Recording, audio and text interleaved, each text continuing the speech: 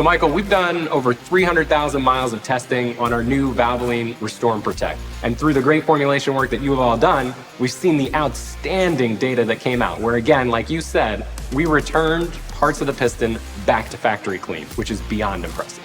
And it's a very gradual process, which is great. You don't want too aggressive of an oil, because this oil was actually developed for continuous use.